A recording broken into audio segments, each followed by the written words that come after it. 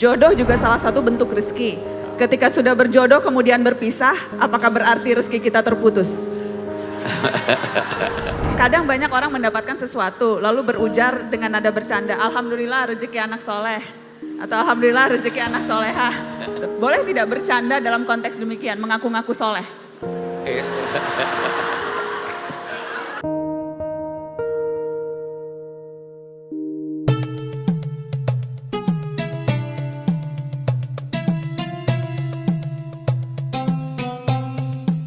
Assalamualaikum warahmatullahi wabarakatuh. Alhamdulillah senang.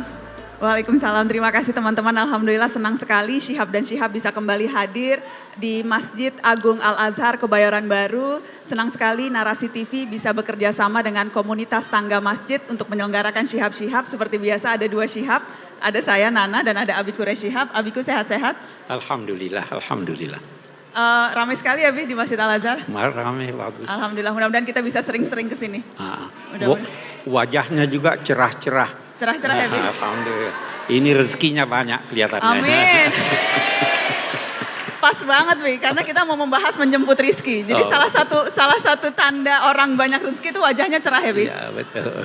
Minimal sering tersenyum. Iya. Karena kalau sering tersenyum itu bisa gampang rezeki, betul nggak Bi? Betul. Ini Nana bikin fatwa sendiri ngarang-ngarang. Mohon maaf ya, ini yang ustadznya yang sebelah sini, ini provokator aja.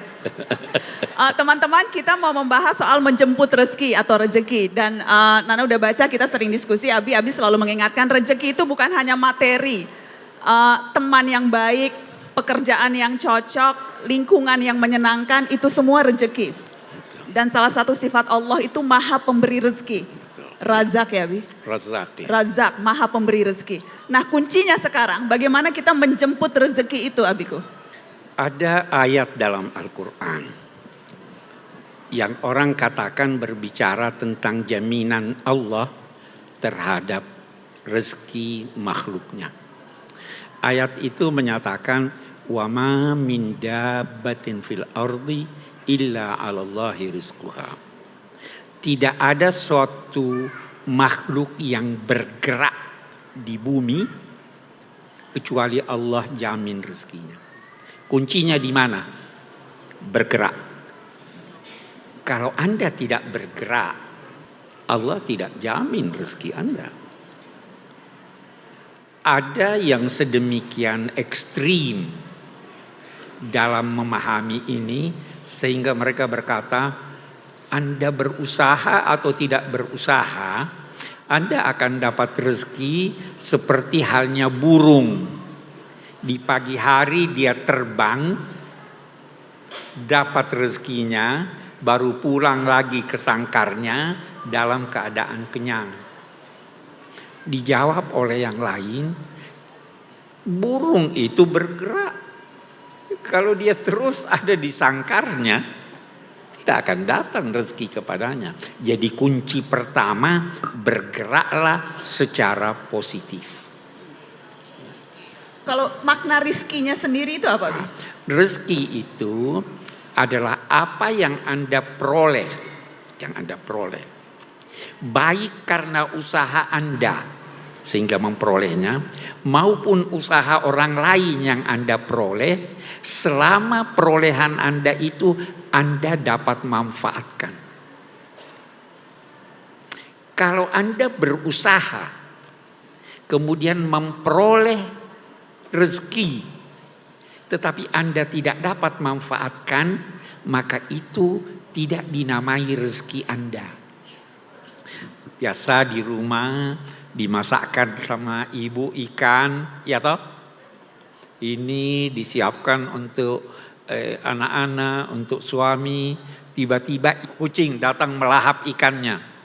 Kita berkata ini bukan rezeki kita, walaupun kita berusaha. Jadi rezeki adalah apa yang Anda peroleh dan Anda dapat manfaatkan. Kalau Anda berhasil memperolehnya tapi tidak dapat Anda manfaatkan, itu bukan rezeki namanya. Ya toh? Itu berarti. Dan Bi, kalau koruptor, uang korupsinya itu rezeki dia bukan? Ya, kita lihat dulu, belum tentu rezekinya. Satu dulu sebelum kita sampai ke sana. Ulama beda pendapat Apakah rezeki itu terbatas pada yang halal atau yang halal yang haram juga rezeki? Halal dan haram menurut pendapat mayoritas ulama itu namanya rezeki. Syaratnya tadi dia dapat manfaatkan. Koruptor, korupsi sekian banyak, wafat, meninggal, masih ada sisa korupsinya. Sisa korupsinya itu bukan rezeki dia. Karena itu dalam suatu riwayat dikatakan orang yang paling menyesal di hari kemudian adalah seorang pencuri, koruptor yang meninggalkan harta haram yang dia usahakan karena kematiannya, lalu hartanya itu pergi kepada keluarganya yang tidak tahu bahwa itu hasil korupsi. Ini memanfaatkan dalam sesuai tuntunan agama, di hari kemudian keduanya bertemu. Sang koruptor berkata, kamu tidak usaha tapi kamu dapat pahala. Saya yang berusaha tapi saya dapat siksa. Nah, Allah sudah membagi rezeki. Tetapi dalam hadis dikatakan setan datang menggoda manusia. Sehingga berusaha memperoleh rezeki dengan cara yang tidak direstui oleh agama. Karena itu kita doa, ya Allah anugerahilah saya rezeki yang halal. Ada dua, halal dan itu dapat saya manfaatkan.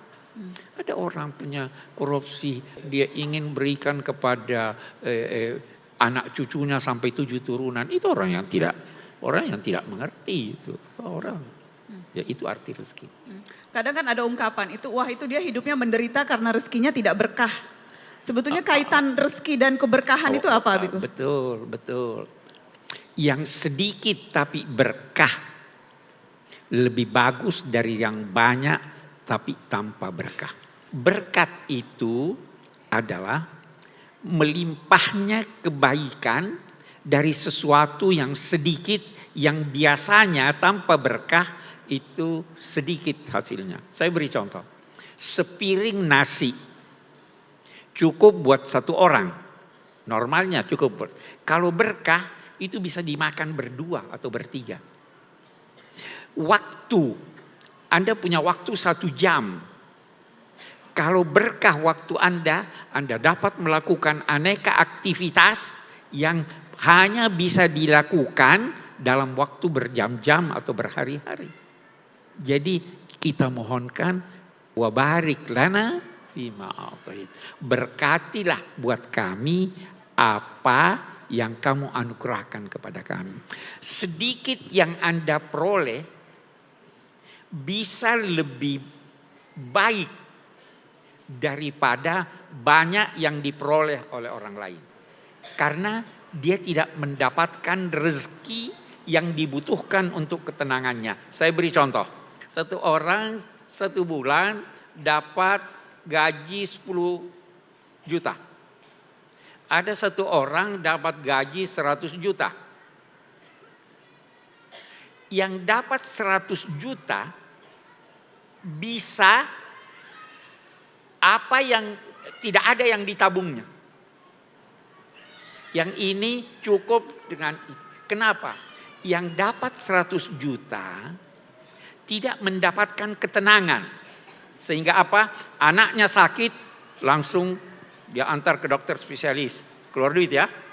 Langsung dia bawa ke luar negeri. Habis uangnya.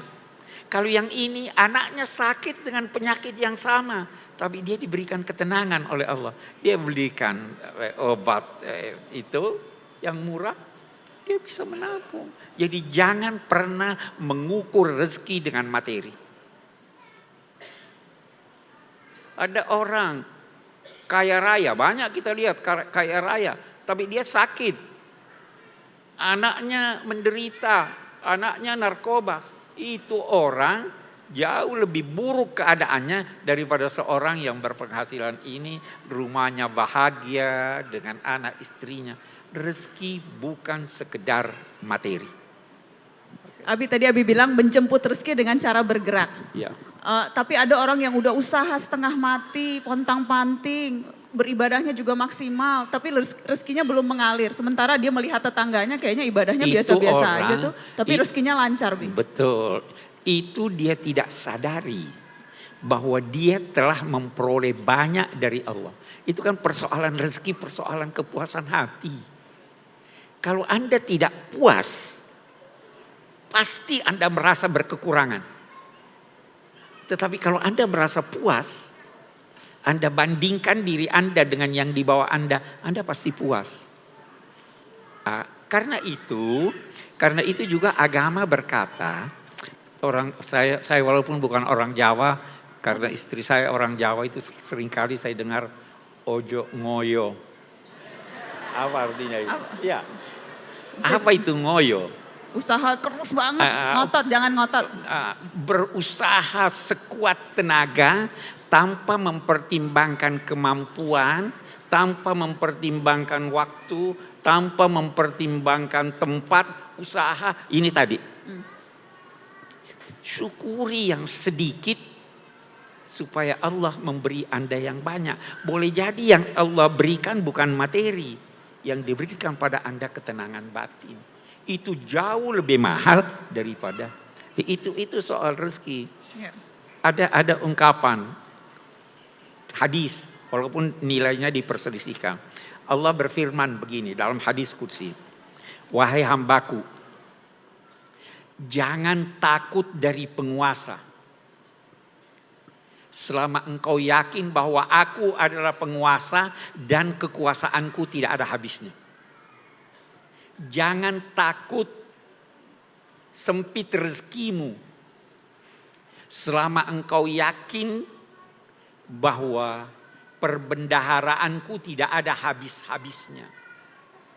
Wahai hambaku, engkau kuciptakan untuk beribadah. Ibadah dalam pengertian luas. Maka syukuri apa yang kuberikan kepadamu. Karena kalau kamu tidak mensyukurinya, kamu akan kujadikan seperti serigala, binatang buas, yang berkeliling di hutan belantara mencari mangsa, tapi yakinlah bahwa dia tidak akan dapatkan mangsa kecuali atas izinku. Kamu keliling cari tahu. Wahai hambaku, ojo ngoyo. Ya kan? Kenapa? Berusahalah sekuat tenaga tanpa itu tadi. Tidak usah menuntut rezeki esok pada hari ini. Karena engkau pun saya tidak tuntut melaksanakan kewajiban esok hari ini. Besok wajib salat. Salat atau tidak? Harus dilaksanakan sekarang? Tidak. Hai hambaku, aku mencintaimu. Maka demi cintaku kepadamu, cintai jugalah.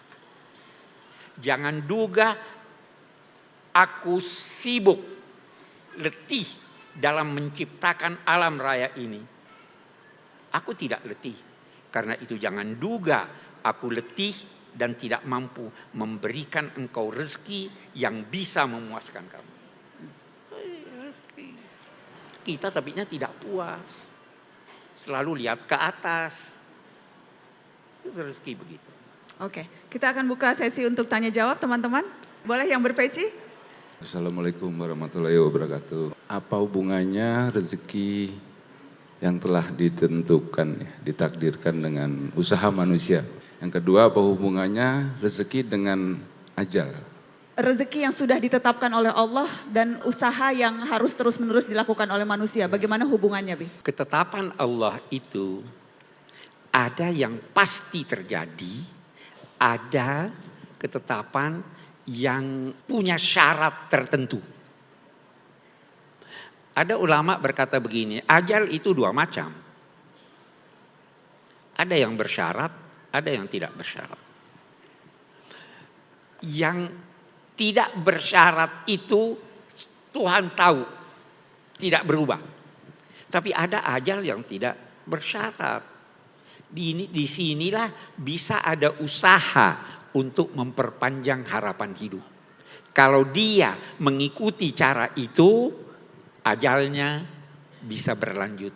Itu difahami dari firman Allah, walladzi qada ajalan wa ajalun musamma indahu. Dia yang menetapkan ajal dan ada ajal yang lain yang tertentu yang tidak berubah. Rezeki juga begitu. Nabi bersabda, siapa yang ingin diperpanjang harapan hidupnya, ajalnya, dan diperluas rezekinya, maka bersilaturahim. Nah, kalau Anda tidak bersilaturahim, duduk di rumah tidak ini, Anda dapat rezeki. Bersilaturahim, bergaul dengan orang, ketemu si A, ketemu si B. Jangan percaya sepenuhnya bahwa rezeki datang pada Anda. Anda juga perlu menjemput rezeki. Kalau pemuda-pemuda bisa ikutkan pemudi-pemudi yang jomblo, jangan nunggu jodoh. Cari jodohmu dengan cara-cara yang dibenarkan Allah. Jodoh itu rezeki. Kalau nunggu dijemput ya Bi jodoh. Jemput jodoh, jemput dengan cara yang dibenarkan agama.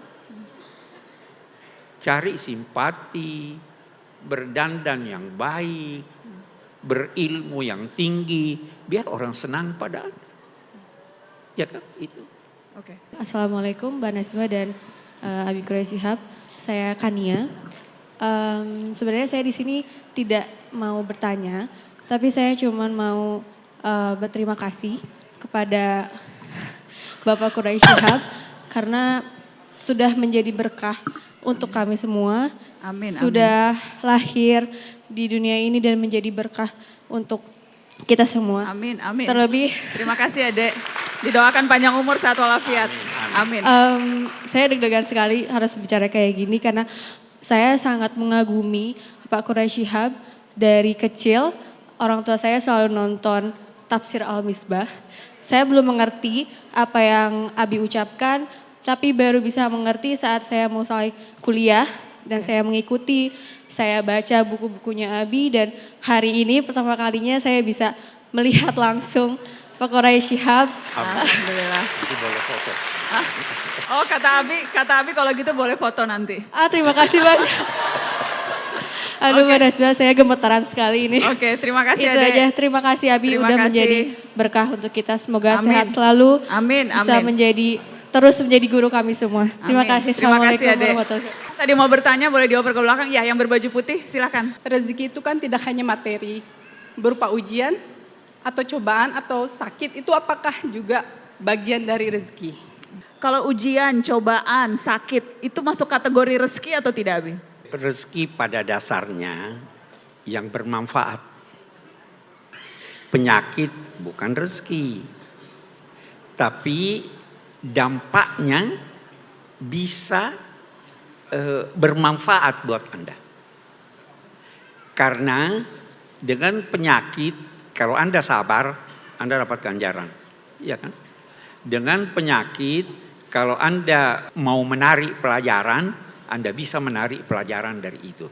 Tetapi pada dasarnya rezeki itu yang diperoleh dan dimanfaatkan dalam arti yang positif. Saya kira begitu ya. Abi kalau cari utang ke sana kemari dan dapat, itu dapat rezeki atau enggak namanya? Kalau yang didapat itu dapat dimanfaatkan dan baik, itu rezeki. Utang pun rezeki. Utang pun rezeki. Utang rezeki. Syukur ada yang mau utangi. Jadi syaratnya itu asal bisa bermanfaat dengan baik. Asal bisa dimanfaatkan dengan baik oleh Oke. yang bersangkutan. Saya mau tanya simpel aja, kalau kekuasaan atau power itu rizki apa bukan? Kekuasaan itu rezeki atau bukan? Bi? Power. Power. Rezeki jelas rezeki. Kalau kita tidak punya power bagaimana? Lihat nanti pemanfaatannya. Sama dengan rezeki kita lihat uang curian itu rezeki atau bukan? Tadi saya katakan bahwa rezeki bisa ada halal, bisa ada yang haram. Nah, power bisa ada yang halal, bisa ada yang haram. Tergantung bagaimana cara perolehannya. ya kan? Nah, kemudian kita lihat dia bisa manfaatkan itu atau tidak, baru dia menjadi rezeki. Sahabat Nabi benarkah menghindari ditunjuk menjadi pemimpin, khawatir bahwa Sekarang syarat-syarat untuk menjadi pemimpin itu ada. Memang ada hadis Abu Dzar itu pernah bermohon kepada Nabi, kasih saya jabatan. Nabi berkata, innaka dhaif. Kamu ini lemah. Untuk menjadi pemimpin perlu kekuatan mental, kekuatan ilmu dan lain-lain sebagainya. Jadi yang dihindari kalau itu berdampak buruk buat yang bersangkutan dan buat masyarakat. Itu yang Nabi tidak setuju. Tetapi kita baca sekarang di doa, salah satu doa, Rabbana hablana min azwajina wa zurriyatina qurrata a'yun waj'alna lil muttaqina imama. Jadi kan kami pemimpin orang-orang yang bertakwa. Itu minta rezeki itu jadi pemimpin. Minta orang rezeki. bertakwa. Oke. Oh, boleh minta. Baik, silakan ya yang berbaju berjilbab hitam.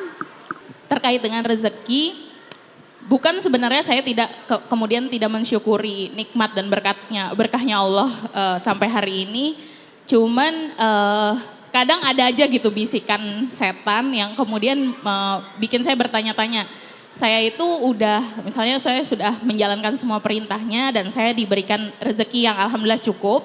Tapi kemudian saya melihat ada teman atau orang lain yang dia tidak pernah menjalankan perintah Allah, dia yang mungkin Terus dapat yang banyak. Terus dapat yang banyak dan Oke, saya oke, pernah oke. mendengar istilah istidraj. Oke, Itu gimana sih sebenarnya, Abi? Kita harus paham apa arti takwa. Takwa itu artinya menghindari siksa Tuhan, ancaman Tuhan.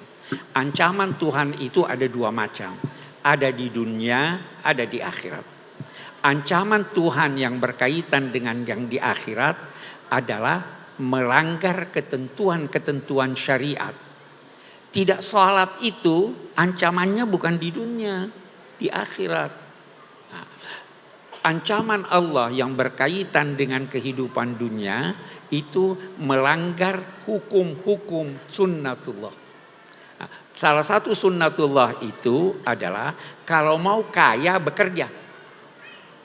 Kenapa umat Islam banyak miskin? Takwanya cuma setengah. Kenapa ada non-muslim kaya raya? Dia berusaha. Nah, jadi Anda jangan berkata, saya sudah salat, saya sudah doa, saya sudah ini belum dapat duit. Doa dan sebagainya itu bukan syarat mutlak guna memperoleh rezeki. Itu bisa membantu untuk menenangkan hati Anda dan mendorong Anda untuk bekerja. Iya kan? Oke, Abi, soal rantai rizki, semakin panjang itu semakin sulit diperoleh. Bagaimana kita mempersingkat supaya rantainya pendek, Bi? Iya, sekarang kita lihat. Oke, kita lihat rantai rezeki itu ada yang pendek, ada yang panjang. Yang pertama, rantai rezeki binatang dengan manusia beda. Karena manusia, kita ambil makanan. Binatang tidak peduli halal atau haram. Kalau manusia baru dibolehkan kalau itu halal. Sudah ada nih rantai satu nih. Rantai kedua, kita ambil contoh banyak rantainya. Rantai kedua, manusia itu makan sebagian yang dia makan itu perlu untuk dimasak. Ya, binatang tidak perlu masak, rantainya sudah ini. Ada lagi manusia, walaupun sudah dimasak dia belum merasa enak. Dia lantas buat ini, rantainya makin panjang. Anak kecil rantainya lebih pendek daripada orang dewasa. Karena anak kecil tidak perlu berusaha cari makan.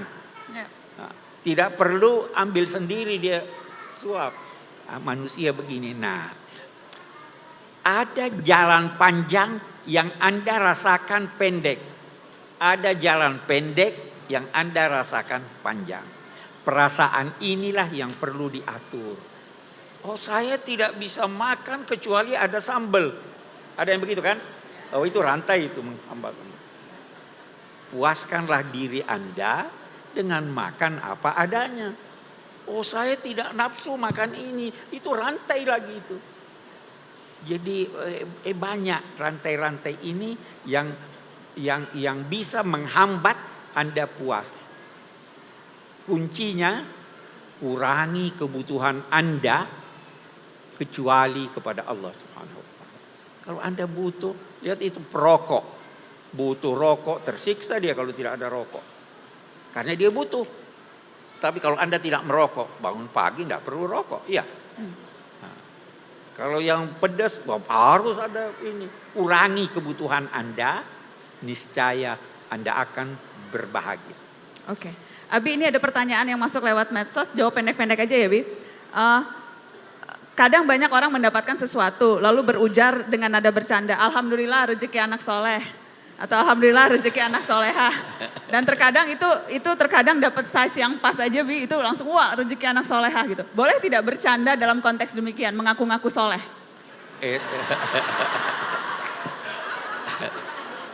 Saya tidak ingin tanggapi itu secara bercanda dan memahaminya dia bercanda. Itu boleh jadi gambaran dari optimisme dan harapannya. Jadi boleh ya, Bi? Insya Allah boleh. Insya Allah boleh. Jangan terlalu ketat beragama ini. Kalau ada jalan untuk membolehkan, kenapa kita tidak membolehkan? Iya kan? Kecuali kalau sudah jelas terlarang. Saya kira begitu. Jadi, alhamdulillah rezeki anak solehah. Alhamdulillah. Abi, ini singkat lagi, Bi. Benarkah istilah banyak anak banyak rezeki? Apakah anak mendatangkan rezeki? Setiap orang ada rezekinya. Orang tua ada rezekinya. Jangan sampai kalau banyak anak rezekinya itu tidak cukup untuk banyak anak. Iya kan? Ada rezekinya anak, tetapi jangan sampai terlalu sempit. Karena tadi saya katakan rezeki anak itu antara lain melalui orang tuanya kan. Orang tuanya rezekinya cuma sekian. Kalau begitu, ukurlah keinginan Anda dan upaya Anda mendapatkan anak dengan kemampuan Anda. Jangan undang 100 orang di rumah Anda yang hanya bisa menampung 10 orang. Ya kan begitu. Jadi ada ukuran-ukuran untuk itu. Tidak mutlak pokoknya banyak anak, banyak rezeki. Ya banyak rezeki tapi bisa jadi sempit. Saya kira itu. Oke, yang terakhir nih, Bi. Jodoh juga salah satu bentuk rezeki. Ketika sudah berjodoh kemudian berpisah, apakah berarti rezeki kita terputus? Ini ada yang nitip nanya karena malu, Bi. Ya rezekinya terputus dengan orang itu. Tetapi masih bisa mendapat yang lebih baik dari itu. Rezeki kan bisa dapat. Insya Allah. Terputus dengan yang itu. Iya, yang lain disambung. Dan bisa. diusahakan rantainya pendek. Betul. Diusahakan rantainya pendek. Abi boleh penutup singkat, Bi, sambil mungkin minta kita berdoa untuk penutup. Ya saya kira doa yang paling bagus itu kita memohon rezeki yang halal. Amin. Kita memohon rezeki yang membahagiakan Amin. dunia dan akhirat. Kita bermohon aneka rezeki mulai dari yang berbentuk materi sampai yang berbentuk immaterial. Amin. Kita bermohon diperkaya hati kita. Amin. Kita bermohon dihiasi hati kita dengan kepuasan setelah usaha maksimal. Amin. Kepuasan setelah usaha maksimal. Kita bermohon agar dianugerahi oleh Allah Subhanahu wa taala segala macam kebaikan yang mengantar kita berbahagia bersama keluarga, Amin. bersama teman-teman Amin. di dunia dan di akhirat. Amin. Ala hadhihi niyya wa kulli niyatin salihah. Al-Fatihah. A'udzu billahi minasyaitonir rajim. Alhamdulillahirabbil alamin arrahmanir rahim. Iyyaka na'budu wa iyyaka nasta'in. ربنا تقبل منا إنك أنت السميع العليم وتب علينا إنك أنت التواب الرحيم وصلى الله على سيدنا محمد وعلى آله وصحبه وسلم والحمد لله رب العالمين. Alhamdulillahirabbil alamin. Terima kasih banyak teman-teman sudah hadir di Masjid Agung Al-Azhar Kebayoran Baru. Demikian teman-teman, kita berjumpa lagi. Wassalamualaikum warahmatullahi wabarakatuh.